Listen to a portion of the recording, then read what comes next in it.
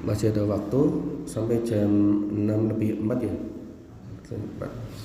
Kurang lebih 13 menit lagi. Kita akan masuk hadis selanjutnya, yaitu hadis ke-9. Kata Imam Nawawi rahimahullah, an Abi Hurairah Abdurrahman bin Sakhr. Ya.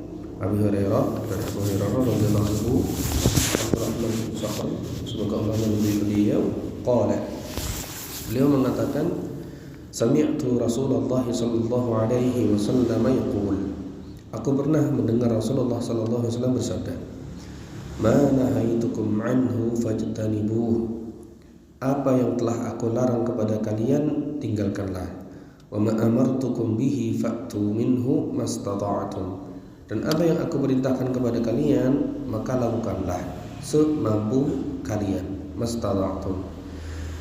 Fa innama ahlakal ladzina min qablikum, sesungguhnya orang-orang sebelum kalian itu hancur hanya karena kathratu masailihim, banyaknya apa? Terlalu banyak takon, ya, terlalu banyak bertanya-tanya, wa ikhtilafuhum ala anbiyaihim, dan karena mereka terlalu banyak ikhtilaf, menyelisihi para nabi mereka. Jadi di hadis ini Rasulullah menyebutkan dua sebab hancurnya umat-umat terdahulu. Yang pertama, mereka terlalu banyak bertanya, sampai bertanya masalah yang tidak perlu ditanyakan. Ya. Yang kedua, sebab yang kedua sampai mereka itu hancur karena tidak mau mengikuti nabi-nabi mereka. Umat Islam bisa tidak hancur Bapak Ibu? Umat Islam bisa seperti umat terdahulu bukan? Bisa. Sebabnya apa? Terlalu banyak bertanya pada hal yang seharusnya tidak perlu ditanyakan. Yang kedua apa? Kalau umat Islam tidak manut dengan Nabi Muhammad sallallahu alaihi wasallam. Rawahu al-Bukhari wa Muslim. Hadis yang diriwayatkan oleh Al-Imam Al-Bukhari dan Imam Muslim. Tapi di sini perlu ditekankan, bertanya itu boleh enggak? Boleh. Disyariatkan boten? Disyariatkan. Sampai diperintahkan untuk bertanya di dalam Al-Qur'an. Fas'alu ahla dzikri in kuntum la ta'lamun. Bertanyalah kepada orang-orang yang tahu, ahli dzikr. In kuntum la ta'lamun, jika kalian tidak mengetahui. Ya. Jadi terlalu banyak bertanya ini seperti yang kita terjemahkan tadi, terlalu banyak bertanya pada masalah yang tidak perlu ditanyakan. Ya.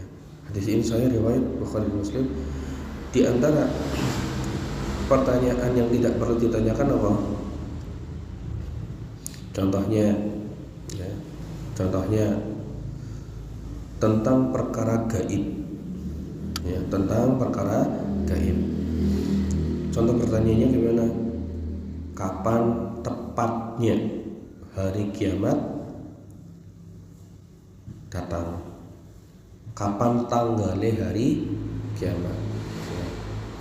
Ini kan pertanyaan yang tidak perlu ditanyakan, ya, karena Rasulullah juga tidak tahu. Manakala ditanya oleh Jibril, Rasulullah menjawab apa?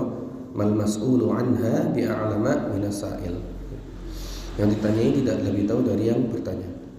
Kemudian di antara pertanyaan yang tidak perlu ditanyakan,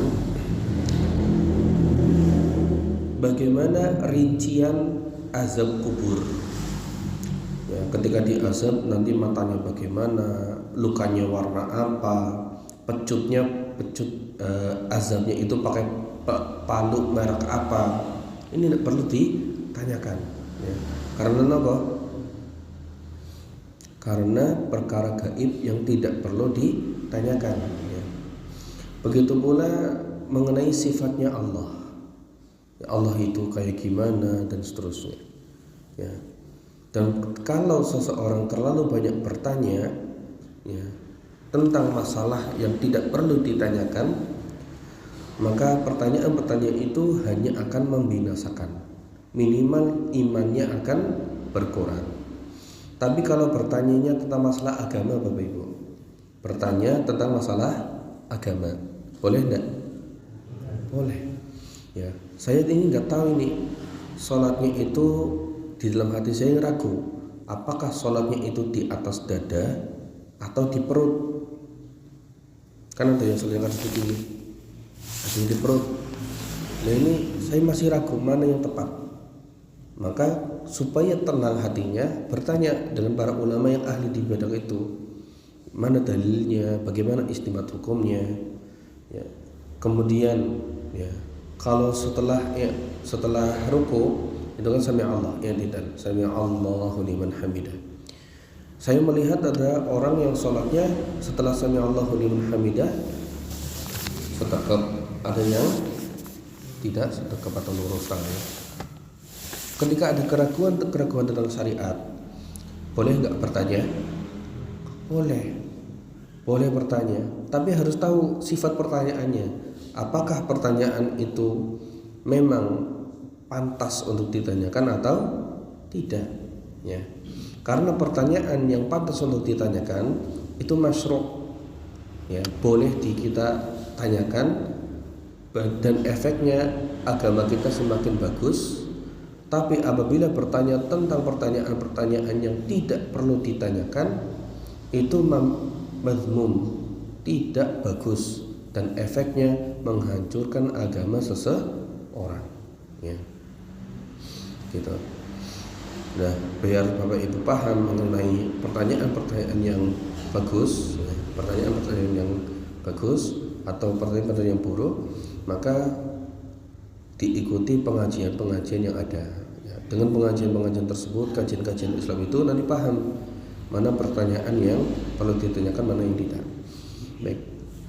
Sebagai penutup Bapak Ibu adalah kita kenalan dulu dengan Abu Hurairah. Siapa? Abu Hurairah. Abu Hurairah itu nama bukan julukan atau kunyah. Nama aslinya Abdurrahman bin Sakhr. Namanya bagus nih, namanya Abdurrahman bin Sakhr Ad-Dawsi. Ya. Bapaknya namanya Sakhr, ya, Sakhr. Ya. Dan dilakabi dengan Ad-Dawsi. Beliau mendapatkan julukan Abu Hurairah radhiyallahu anhu itu karena ayahnya. Ya. Dijuluki Abu Hurairah itu karena ayahnya. Beliau dan juga ayahnya itu suatu hari, bagaimana yang beliau ceritakan sendiri, pernah menggembala kambing, ya. Dan ketika menggembala kambing, aku menemukan anak-anak kucing. Ini kan anak-anak kucing itu bagi sebagian orang itu lucu nama buatan, lucu, suaranya cilik, gerakannya lucu kan gitu, ulune kandel gitu ya. Lalu karena Abu Hurairah itu melihat kok kagum, ya, wah, kayak makhluk Allah yang bagus ini, ya ini bagus ini, ya, lucu. Maka Abu Hurairah bermain-main dengan kucing itu. Nah, ketika bermain dengan kucing dalam keadaan sedang menggembala kambing, lalu ayahnya melihat Abu Hurairah bermain dengan kucing, seakan senang banget dengan kucing itu. Maka ya, Abu Hurairah radhiyallahu anhu ayahnya Abu Hurairah mengatakan, anta Abu Hurrin, kamu ini bapaknya kucing. Ya, bukan bapak, anta Abu Hurrin, kamu ini bapaknya kucing. Nah, dari sini dikenallah dengan Abu Hurairah, bapaknya kucing. Jadi dalil yang kuat tentang yang sayang kucing itu adalah sosok sahabat. Yang sayang dan cinta dengan kucing itu adalah sosok sahabat, yaitu sahabat Abu Hurairah radhiyallahu anhu. Ya. Kemudian beliau masuk Islam pada tahun Khaybar, ya, tahun ke-7 Hijriah. Setelah Nabi hijrah ke kota Madinah, 7 tahun setelahnya beliau masuk Islam. Dan Abu Hurairah radhiyallahu anhu merupakan termasuk sahabat yang paling banyak meriwayatkan hadis. Kenapa beliau sampai punya banyak hadis yang diriwayatkan? Karena kata beliau, ikhwanuna minal muhajirin syaghalahu sufqu fil aswaq.